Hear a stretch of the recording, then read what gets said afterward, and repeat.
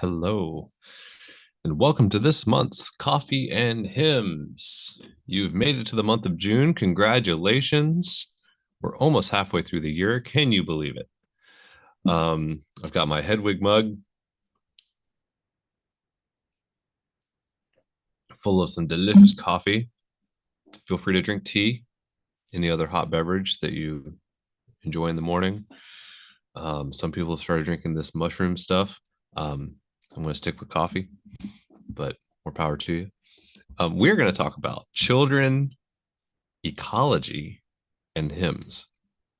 And the reason for that is I was recently invited and got to attend a summit with a bunch of very smart people from different uh,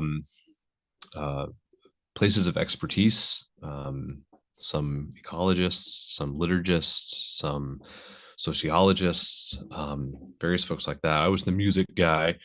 Um, and it was for the what's called the Clear Project, which is a new initiative out of Villanova, thanks to a Lilly grant. It stands for Children, Liturgy, Ecology, uh, and oh shoot, I forgot the whole acronym. Hold on, folks. I got this. Uh, Clear Project.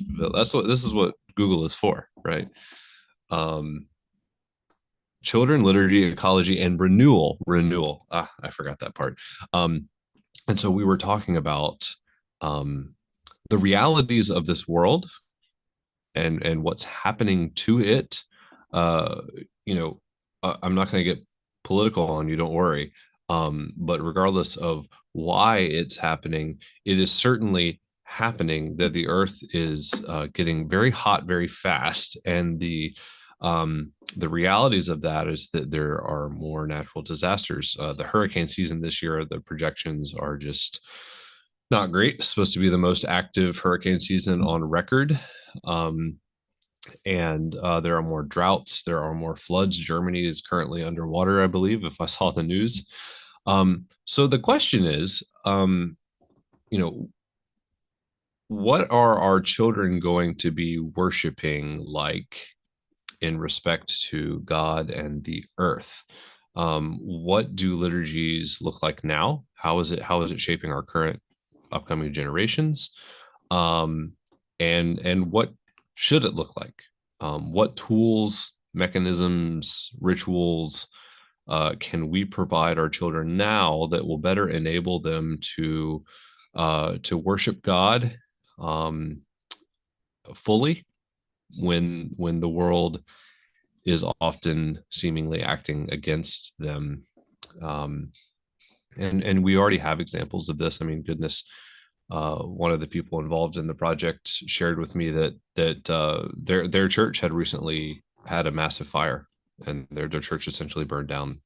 Um, and she was telling me about how the minister was working with the children. How do you explain natural disasters like this to children, and how God is involved in that, or if God is involved in that? Um, and so these are the things we're wrestling with. So my job was to think about the hymns. So I'm going to share a few hymns today. That was "This Is My Father's World," which is an oldie but a goodie. There are a couple of variations on that text, but certainly almost always listed in hymnals as a children's hymn. I believe it was written as a children's hymn at the very beginning. And like so I did some research on this. I looked at most of the mainline denominational hymnals, and took into account some CCLI data, and just tried to find like what children's hymns also deal with creation. And then for the most popular ones, like "This Is My Father's World," which appears in oh gosh, I have a chart here I could show you. Um, it it appears in 5 collections out of the about 11 or 12 that I surveyed. So a pretty high percentage. Um, like most other hymns in this category of children and creation, it essentially deals with one of two things. One is that it encourages giving thanks to God or praise to God or being in awe of God because of God's creation, right? So when we encounter the beauty of creation or the magnitude of creation or whatever aspect of creation we're looking at, we should be thankful to God. And in that way, it seems pretty harmless and in fact quite a good thing. It's quite biblical. It's found throughout the Psalms and various places, so that makes sense. While the mountains are beautiful and magnificent, and so how much more magnificent are you, God, the creator of these things, right? The second aspect of children's hymns and God that we find is that God is in control of all creation, right? This is a common theme in mainline Christian or Orthodox Christian theology, that God is omnipotent and all powerful, and so therefore has control over all creation. Now, that aspect is one that really piqued my interest, because when we start thinking about natural disasters, it's very easy to see where that line of thought brings us. And so the title of the paper is "He's Got the Whole World in His Hands." Pulling the title of the very common children's song and spiritual, "He's Got the Whole World in His Hands." If God has indeed the whole world in His hands, and a hurricane wipes out, let's say, Louisiana, then it's very easy to then say, well, God must have meant to wipe out Louisiana, right? Which is a very harmful theology and place to go. You don't have to go there, but it's very easy to see how that lines up, right? So it's amazing how many of our children's hymns reinforce this idea. God is in control of all creation. So in a world where we're going to have more and more natural disasters that harm humanity and kill people and do terrible things, how is that shaping our children? How are our songs shaping our children to understand how God is moving in the world and working in the world in relation to creation? That's the topic. Wow. Sorry if I rambled on, but that's the line of thought that we were going around it. And I wrote a paper on it. It's going to be a part of a larger book that I really encourage you to look out for. Of course, it's still in its early development, but it's a great project. The CLEAR project of Villanova University is where this is coming out of. They have a partner project happening at Notre Dame, and this is all funded by the Lilly Endowment. So check it out. You can just Google CLEAR Project Villanova and learn more about that. So speaking of He's Got the Whole World in His Hands, I'm going to share two recordings of it. One is of my friend and someone that I've learned a lot from, Dr. Emorja Robertson, who is at Emory, at the I believe original campus outside of Atlanta, and he has a series of recordings of songs from the Black Church. And one of them is He's Got the Whole World in His Hands. So let me share that one with you first, and then we will look at another recording of some children.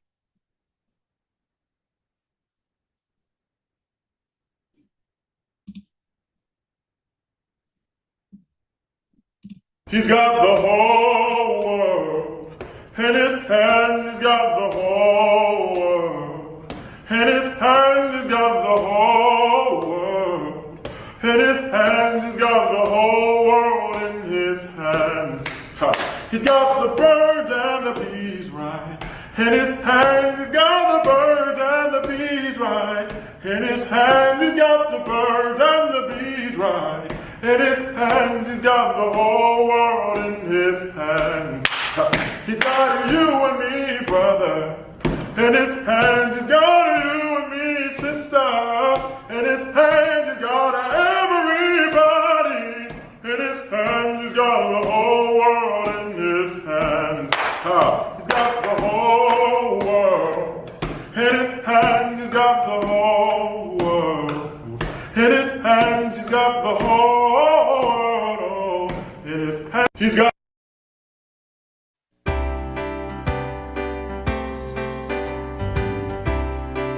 So then you have various children's versions like He's this. got the whole world in his hands. He's got the whole world in his hands. He's got the whole world in his hands. He's got the whole world in his hands. He's got the wind and the rain in his hands. He's got the wind and the rain in his hands. He's got the wind and the rain in his hands. He's got the whole world in his hands.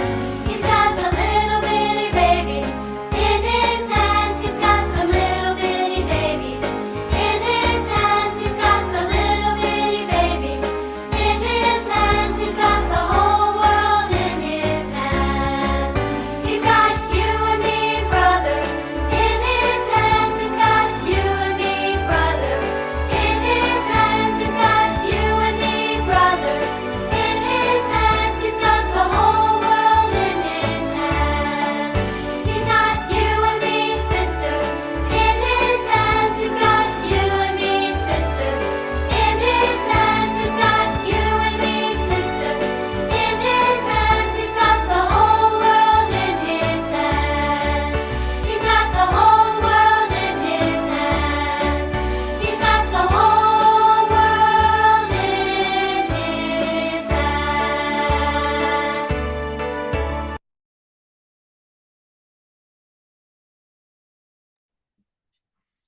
So there you go. Two different renditions of it. He's got the whole world in his hands. I mean, often rendered as an upbeat song, right? And in both of these instances, the tempo is pretty quick, and there's, you know, I don't know, it bounced along, right?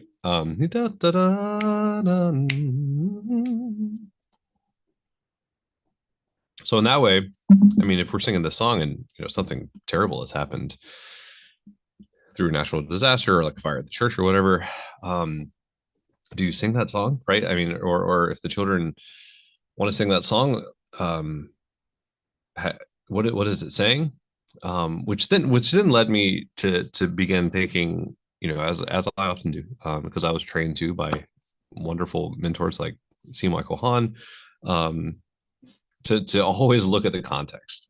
Context. Where did the song come from? How has the song been used in the past?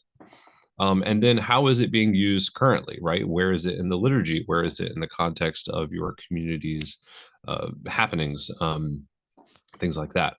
So, if you begin to dig into the context of this song, well, it's a spiritual. And so, Negro spirituals came out of the, being enslaved, and striving for freedom and relying on God's promises to be someone who provides freedom, liberation.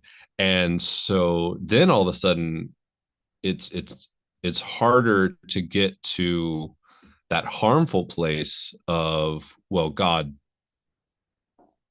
wanted this bad thing to happen, as opposed to this song is more of a song of protest, or a song, to almost juxtapose, the realities that we face that are terrible, right? Something terrible has happened or is happening.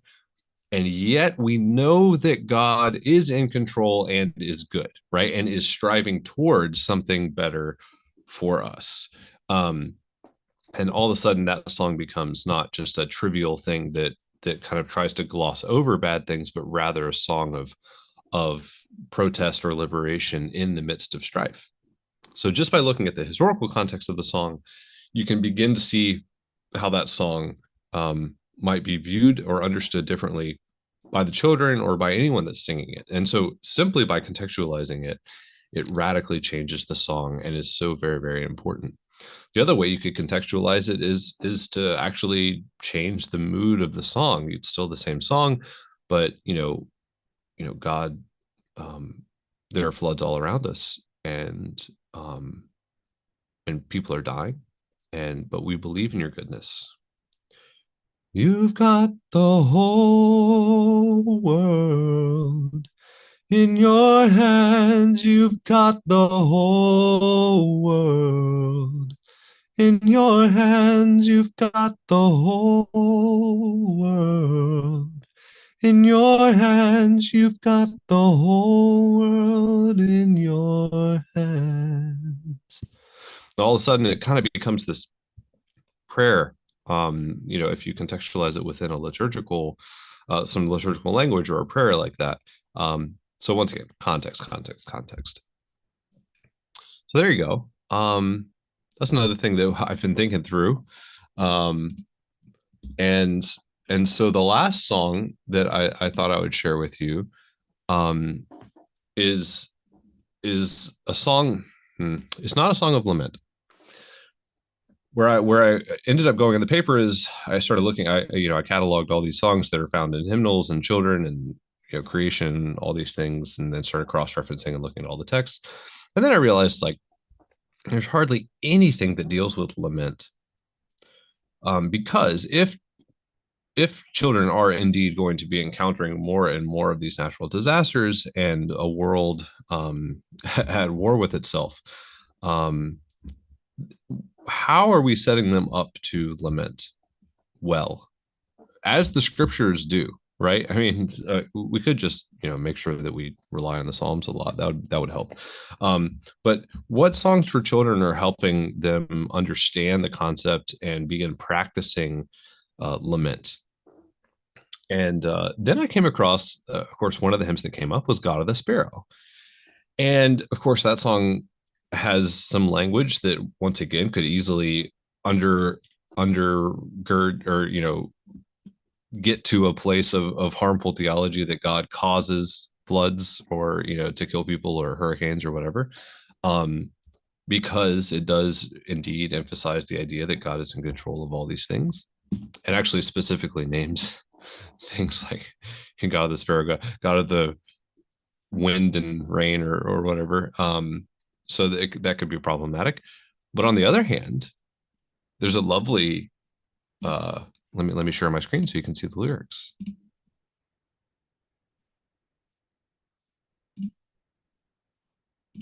There's a lovely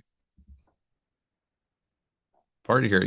At the end of stanza one, how does the creature say awe? How does the creature say praise? This is the theme we were talking about at the very beginning, where when you encounter the beauty or the magnitude of creation, the swirling stars, how do you say awe and praise? Right? That should be our natural response.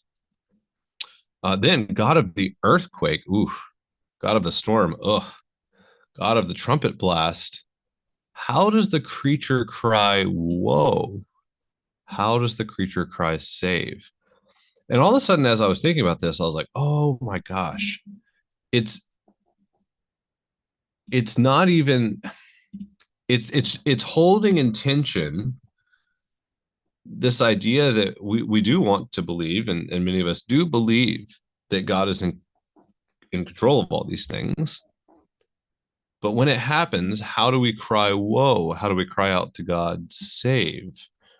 So it's actually asking, it's almost questioning that theology, but it is certainly putting into context this idea that when an earthquake happens or something bad happens, how do we cry, whoa? How do we cry out to God? How do we lament? I was like, oh, snap. Good for you, God of the Sparrow. And then, God of the rainbow, God of the cross, God of the empty grave. How does the creature say grace and thanks? God of the hungry, God of the sick. So it doesn't stay in that place of God is in control of all things, so tough luck. Essentially, it says God is in control of all things, but we're in the midst of it. And so what's our role? Our role is to cry out, whoa, when something bad happens. Our role is to cry out grace and thanks in response to God's mighty acts through Jesus Christ. It's our response to care for the hungry and the sick and the prodigal, right? And give them life. It's our role to love and find peace through for and through our neighbor and foe. So also, I really I shied away from using this hymn a lot because of this first idea and the second stanza. But once you get to this part of the second stanza and then you move on, I think it's a really, really lovely way of holding all this intention and helping children to process these things and come to their own conclusions. I don't think that this hymn actually has a conclusive theology other than these things are happening. God is in control, and yet we are called to do things in response, right? So we're not, God is in control, but we're not just helpless. Um, and so that's I think that's really wonderful. So we'll end with that hymn.